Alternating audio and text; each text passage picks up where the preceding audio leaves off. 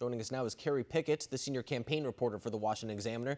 Kerry, thank you for joining us tonight. So tomorrow will be a better idea of where we stand regarding the direction of the Democratic Party. Would you say that it's make or break for the Sanders campaign?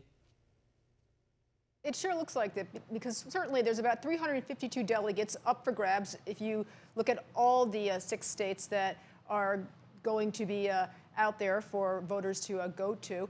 125 delegates that Michigan voters are going to be putting out there for Biden, Sanders, and Tulsi Gabbard, of course, but particularly Biden and Sanders. And what's particularly specific here is that even though Sanders won Michigan back in 2016, he just won Michigan. It was really a narrow margin. It was a huge surprise for the Clinton campaign. They had no idea that Sanders was actually going to pull that off. And if you look at all the states, really from a really bird's eye point of view, the states that Sanders won by a whole lot, it looks like he has a good chance of perhaps winning again, such as, you have North Dakota, you have perhaps Idaho. It looks like he has a chance of perhaps taking. But then there's other states like Missouri. It looks like he's not going to be doing very well there. Mississippi,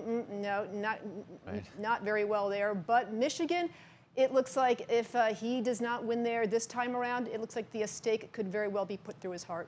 And, there's a couple races, actually, that I've kind of been thinking that about. Michigan being one of them, where Bernie Sanders won in 2016 and looks poised to lose in 2020. I think Oklahoma was the same way. Even Minnesota was a little bit shocking for me in that regard. It's not necessarily just a progressive versus moderate matchup that I thought we would kind of be repeating again. Does that speak a lot to more of an anti-Clinton sentiment in 2016 than it did an actual pro-Bernie Sanders vote? That is certainly part of it. And look, you got to give Biden some credit as well, because remember, he was the guy that everybody was also sort of, writing off for a whole while. And people, and one of the things that Biden also has to his credit is that he's also a very sympathetic sort of character throughout his entire political career. One of the things that he's very good at is making himself out to be a very sympathetic figure, whether it is his personal story with his family, or whether it's being down and out with his campaigns, people saying, "Oh, he's not going to win," and all of a sudden he's resurrected again. So that's something that Hillary Clinton really couldn't do.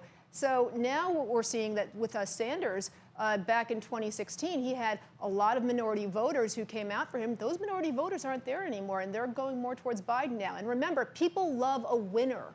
People are, you see that with sports teams. You also see that with political candidates. People like jumping on the bandwagon, and that's what's happening right now in Michigan. And we heard Hillary Clinton actually over the weekend say that Joe Biden is building a similar type of coalition to hers as she did in 2016. Now, people laughed at that, but she did actually win the primary, which is something to be said. But she went on to lose states, as you were saying, like Michigan, Ohio, Pennsylvania, states that are crucial if you want to win the general election.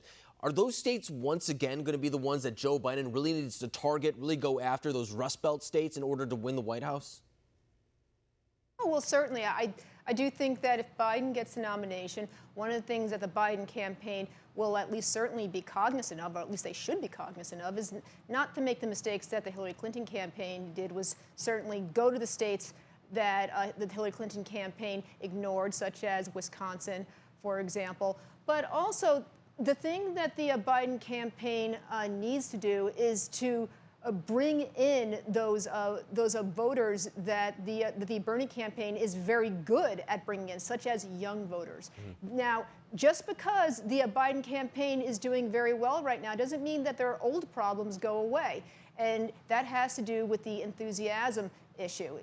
Just because they're doing very well right now and they've sort of brought in a lot of people who are sort of saying, okay, we're all behind you, we're endorsing you, doesn't mean that a lot of those college kids aren't going to be out there saying, go Joe, go Joe. They really need to bring in those Bernie voters from the youth areas to help them out. No, and Bernie's supporters are historically now at this point kind of famous for not turning out for the centrist candidate. If you look back at 2016, and so now, to your point, Joe Biden needs to reach out to the younger voters, the Latino voters, people who he hasn't been resonating with the same way that he has been older voters, black voters, which he's been very successful with. So when we get to these states such as Michigan, Pennsylvania, Ohio, those Rust Belt states that I was just mentioning, how does he match up, he being Joe Biden, against Donald Trump, acknowledging the fact that, for example, President Trump kind of attacked Hillary Clinton for her support of NAFTA, TPP, things, stuff like that, whereas Joe Biden essentially has the very same agenda. Is that going to be kind of a similar matchup?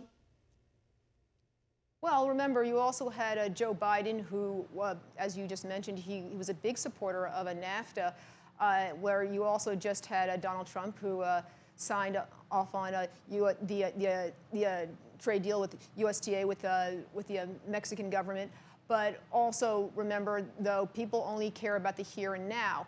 So even though NAFTA was certainly a bad idea, if you have people who only care about how the market is doing right now, which, remember, we just had a not so great market day right now, right, people will only be talking about that. So that's something to keep in mind. As far as manufacturing is concerned, as long as manufacturing is doing well at the time of the election, that is only going to matter at that point. People will be looking towards Donald Trump as to how the economy is doing at that point. So keep that in mind. No, I think that's an excellent point. I mean, people are kind of short-minded a little bit when it comes to those things. We've seen how decisions can essentially be made overnight in these past couple primaries, and you have to assume that the same promise can only be applied to the general election as well. But Kerry Picket, thank you very much for joining us.